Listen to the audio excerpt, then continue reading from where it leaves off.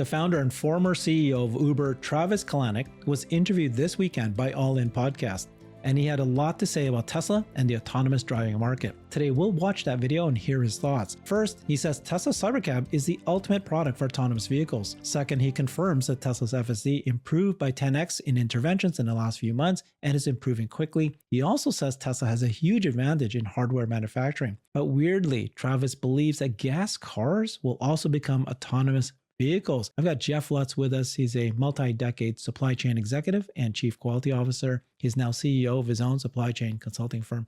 Welcome, Jeff. Hey, Herbert. All In Podcast interviewed Travis Kalanick this weekend, and it was a good one. It's quite a long segment on Tesla and the autonomous market. Let's listen in, and we'll stop periodically. Can we talk to Travis about Waymo now? Travis, can I ask, have you taken a production Waymo? Yes. What do you think about it? And do you think that's the future of transportation? And how does Uber play into the self-driving car business now? Look, it's funny because, as you guys know, back in the day, 2015, 16, 17, we had our own autonomous vehicles out there. And I remember the first one of ours that I took, and I got in the back and all I had was a stop button, a big red stop button that I could push if things got weird. Yeah. And I remember this was in Pittsburgh where we had our robotics division and autonomy division at Uber. And I got out of that car and literally it's like I got off a roller coaster ride. Like my legs were, I could not stand straight. Like I was like a little wobbly because I was so freaked out and the adrenaline was pumping. You get in a Waymo today and you're not even thinking twice. You're just like, it's all good. You just get in, you get out. Now, part of it's just the normalization. It's just working, and that normalizing matters in terms of the psychology around it. We're just there, so it just works. Now, is it a optimized experience for ride sharing? No. Like the Cybercab is the ultra sort of destination for what it means to get transported across a city in a vehicle that is not meant for a human to drive. No steering wheel. Folks potentially even facing each other, just a whole bunch of different formats.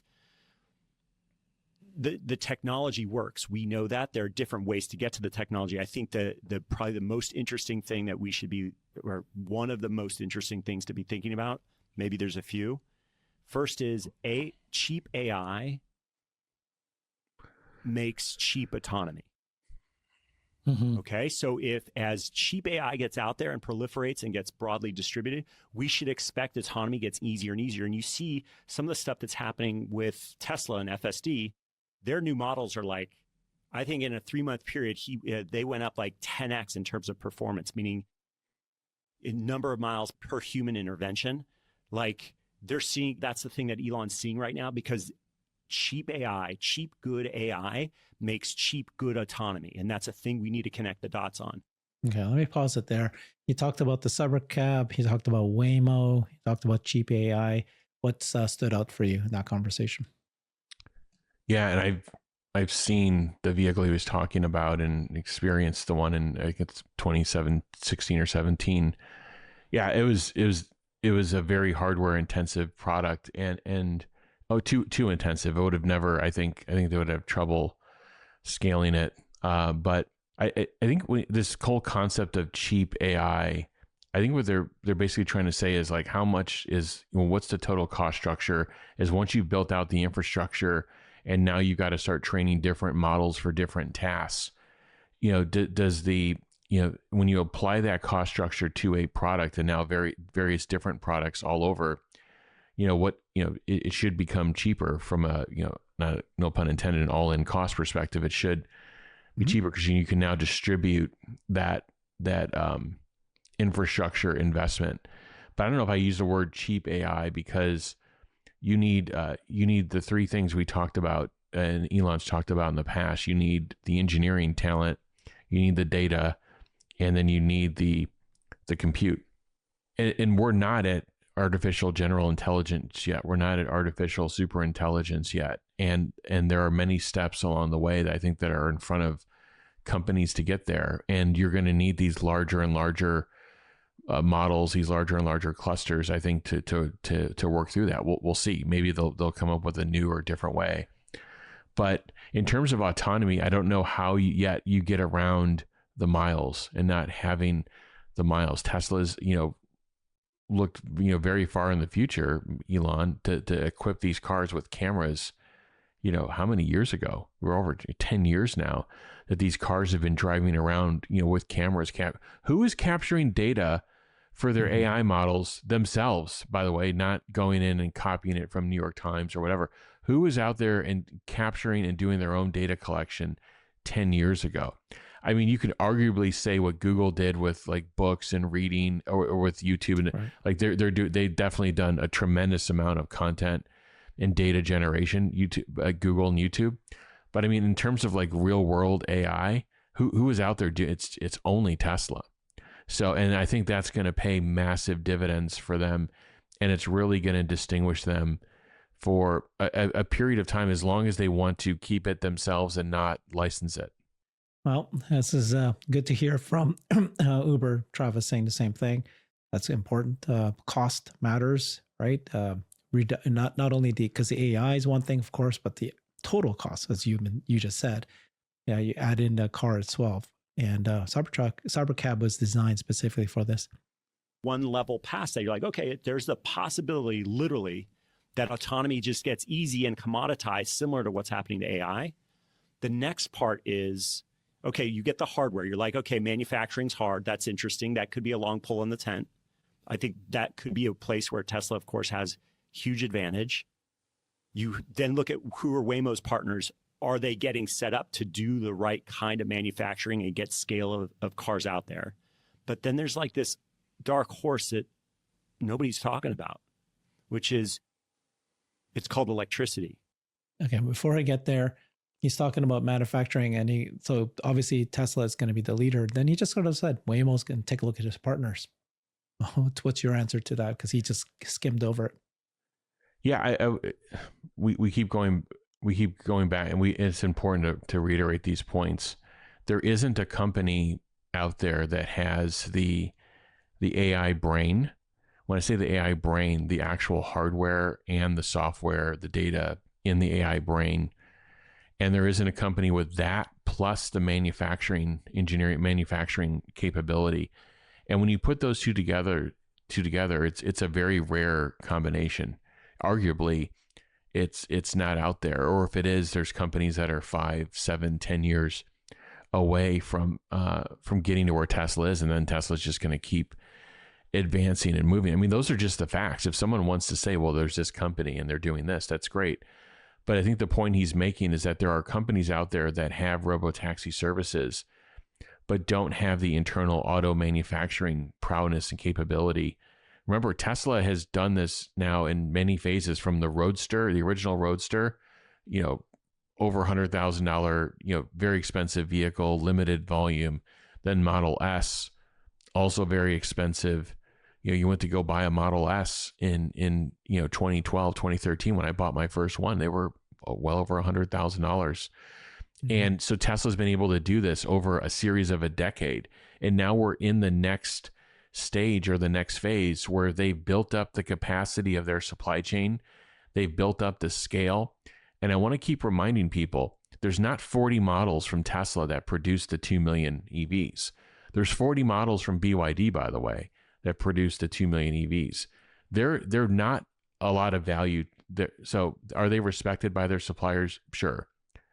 But both they themselves and their suppliers know that when I get a BYD award, okay, it's going to be decent. But if I get the Tesla Model Y award, it's a big deal. It's a huge deal. It's the biggest deal in the auto industry. And I just don't think people understand the concept of leverage as well enough. And then just the changeover aspect of Tesla's minimal changeover. When factories do changeover, that's just total waste. It's total. It gives nothing to the consumer. So if you can minimize that, and that's what Tesla is doing. So they're taking this cost and they're channeling it into their AI, and then they're giving it back to the consumer in the form of lower costs in their vehicles. So I mean, the kind of the meta point here is, there isn't a company that has the manufacturing capability and the AI brain capability, those two mashed together. There isn't another company like that, and that's where they distinguish themselves. But Waymo's going to partner with Zeekr and other car manufacturers will just make these cars, and so they're equal. Yeah, I mean, so yeah. So right now they're producing purpose-built robo-taxis, and so Tesla's producing a set of vehicles for consumers to buy, to drive themselves or be driven. And they're going to produce robo-taxis that can actually be sold to consumers or be sold to, fleet operators. And so that distribution model lends them to max volume. Like they have everything open, including car rentals, everything. Everything's open. They could be selling to other ride sharing platforms as well. The other companies are not set up for max distribution. They're in this confined model, where you got to map it city by city. And then you're only selling to, you're selling to the OEM. You're not selling to consumers. You're not selling to others. So you have to give your partners a path to scale too. And it's not clear that they've done that.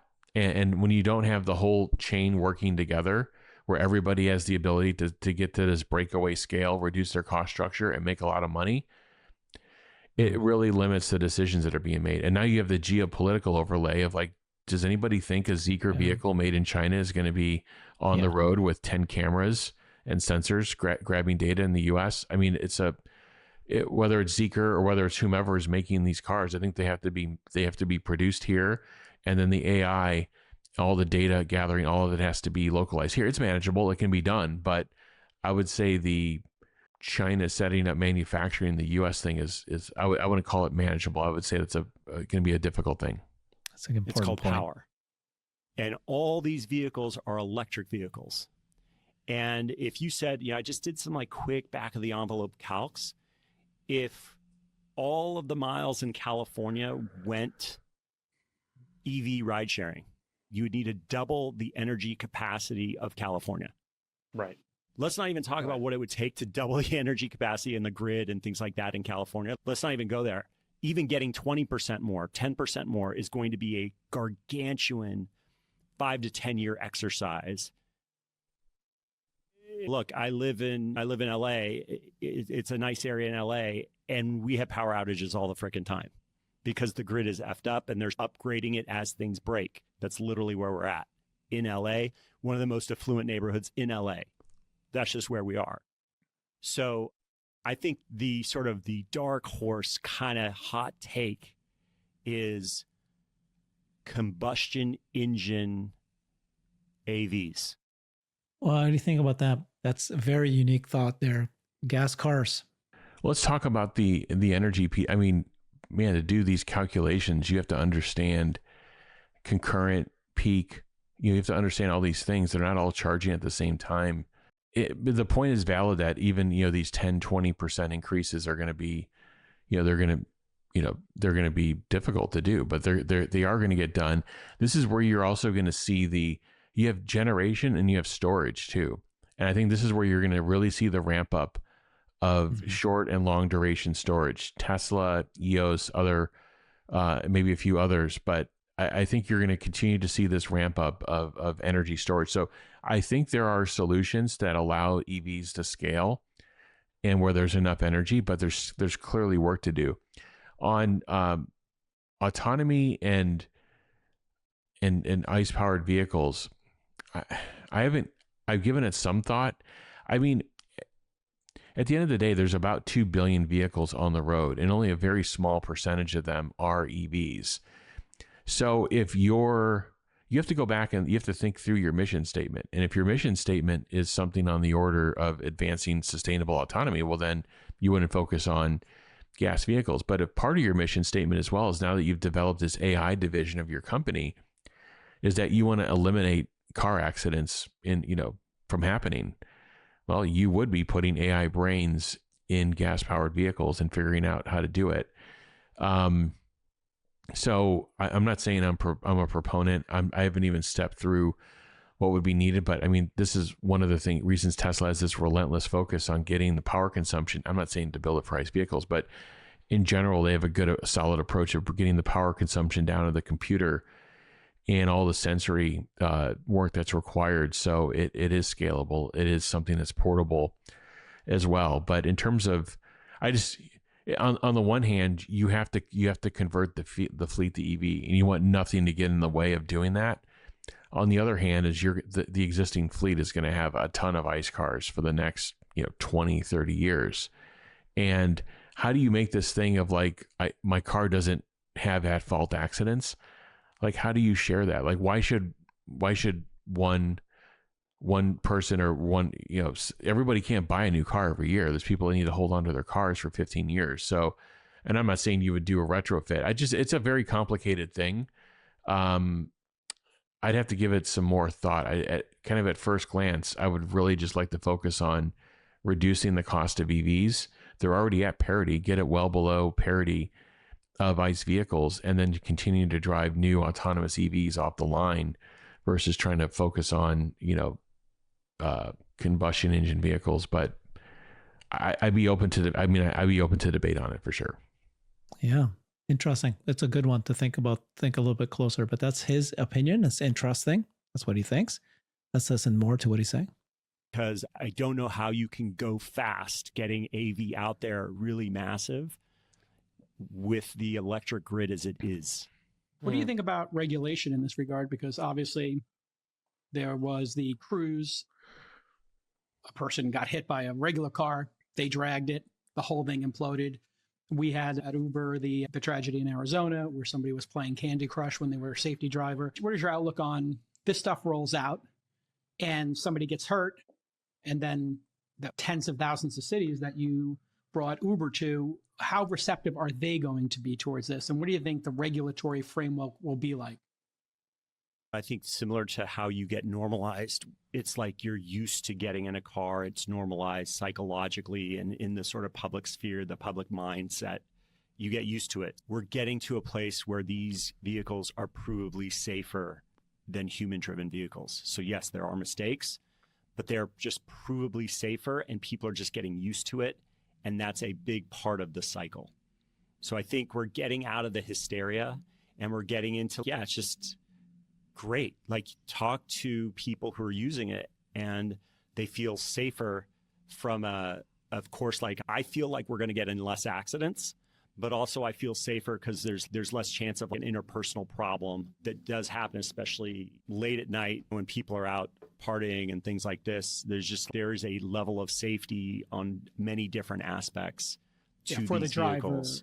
for the driver. No, it's for the there's safety aspects across the board. Sure. What do you think about BYD and, like you mentioned, everybody getting to autonomy at the same time? Obviously, Waymo's got the biggest lead. Tesla's behind them. BYD and about 10 other providers are out there doing this. Do 10 players get there at the same time? And then it's just who can incorporate these into their network? And what do you think of the strategy that Uber's doing of, hey, we've got these 8 partners, we'll take everybody into the network and we'll manage people vomiting in the back of cars, cleaning them and charging them? So look, I think the big issue you have with anything Chinese is, will you be allowed to bring it in the US? Just period. Like, you maybe can now. What happens with tariffs? Will there be blocks in bringing this kind of technology into the US? What happens there? I think that's a whole thing. The bet that Uber makes is that, whether consciously or subconsciously, that's will cheap democratized AI happen? And if so, does that make cheap democratized autonomy? Then you've got to line up your physical sort of hardware partners, the car manufacturers. Then you've got to say, okay, is the electricity where it's at? And are there other bets to make sure that I can charge my cars? So there is a huge real estate play here and fleet management play of, like, how do I electrify these plots of land known as parking lots, and also set them up so that robots can clean cars in a very efficient way. There's like a whole, when we talk about that's super interesting, Travis. It's almost like the idea that we all talk about today is data centers, and data centers need their own power substation in order to meet the power demands. But if we do see a world of robotics, automation generally, and we've got these kind of moving robotic systems in our world, they need to have a similar sort of like power demand met that probably looks like, hey, they all go into their recharge building and they get recharged, whether they're a car or a humanoid robot or a food delivery robot on the sidewalk or whatever, or a drone, and they just get recharged, huh? Robots need actuators. Do you know what you need for an actuator? A permanent magnet. You know what you need for a permanent magnet? Rare earths. Who's the rare earth king? Ex-China. Greenland.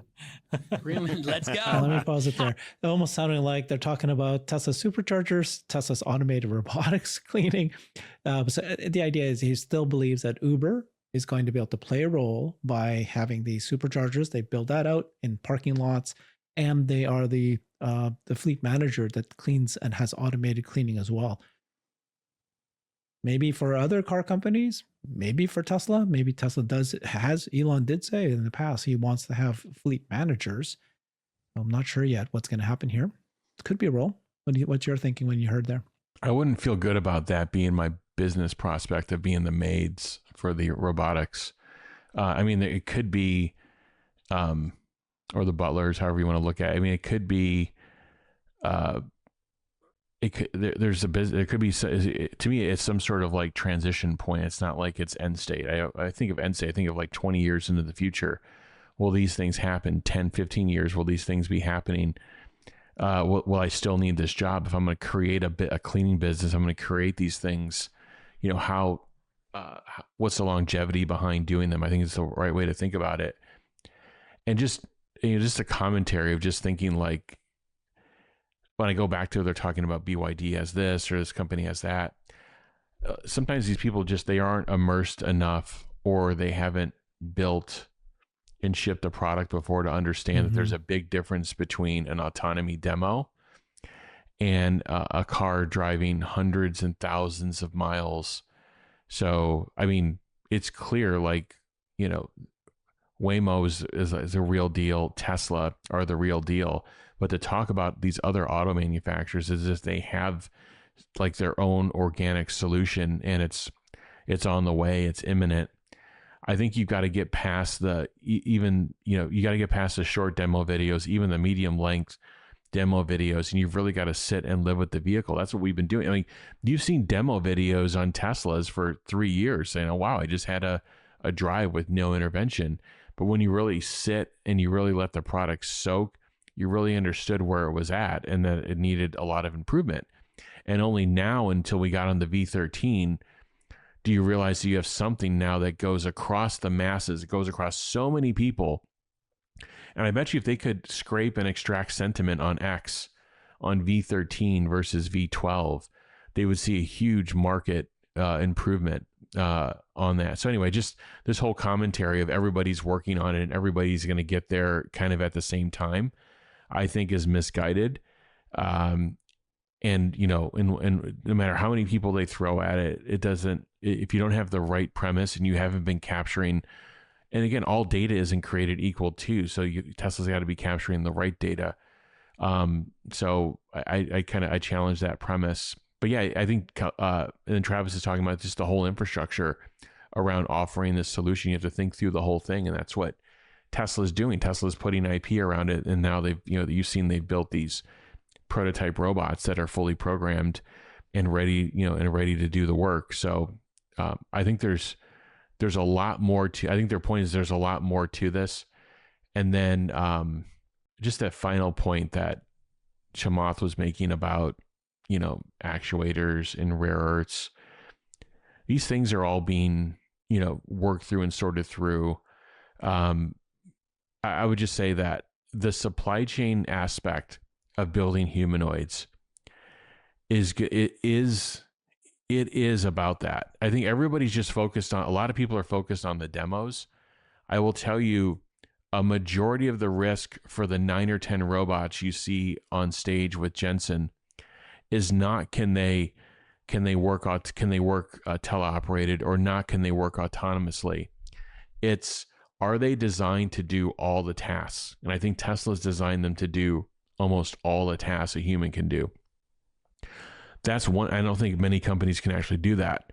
Then the second thing is, do those companies have a co-located AI brain inside of their company and the ability to do that? Tesla does, all the way from the silicon layer, all the way to, manufacturing into the bot, and then finally the manufacturing piece of it, which is going to have a huge supply chain component. And what I say is there are supply chains that have to be invented that don't exist today. from the mineral, from pulling it out of the ground all the way to the robot walking out of the factory. And that's the work that's going on now. And I think Tesla is uniquely equipped to do that. I think there are other companies that can build hardware, but they don't have everything under one roof. It goes back to like, how does Tesla going to get to autonomy, global autonomies faster? Is because people talk about vertically integrated only in terms of supply chain. They vertically integrated the engineering side of it. And that's very difficult to do. All these other companies that are doing it, I don't want to talk poorly and name, this company or that. They're all going to be a chop shop of, it's going to be, I'm getting my AI from DeepMind. I'm getting my silicon from NVIDIA. I'm getting my modem from Qualcomm. I'm getting this from here. I'm getting that from there. I'm getting Broadcom's doing the Wi-Fi. It's going to be like this huge chop shop. And everybody coming into the chop shop wants their margin. Everybody wants to make their money. And guess what? If everybody wants their margin and everybody wants to make their money, what does the consumer get when you're paying them a margin? They get nothing. They get no part of that margin. The consumer just wants the product at the right price point with the right deals. And Tesla will get you there. And the other thing with vertically integrating and not have all those margins paid out, the other thing with vertically integrating is they'll get the market faster because they're not dealing with competing priority decisions that everybody that comes into the chop shop has to deal with. Yeah. Because you're not, if you're, I don't want to name a particular bot, but you're whatever, Spot the bot in, being designed in New Zealand, you're not the number one priority for Broadcom. You're not the number one priority for NVIDIA. You just aren't. Yeah. And in the case of Tesla, that correlate for Tesla is that's Tesla silicon inside of it. That's, if Tesla decides to make that program its number one priority, it will get prioritized. It will get every engineer it needs. It will get everything it needs from a supply. It will get everything it needs. I'll pause there. I can go on for a bit. No, I mean, manufacturing and supply chain, great explanation. Cost is going to be just a big difference between partners versus vertically integrated. I just want to go back to what Travis was saying. A lot of things have to happen right for all these other partners that are not named Tesla.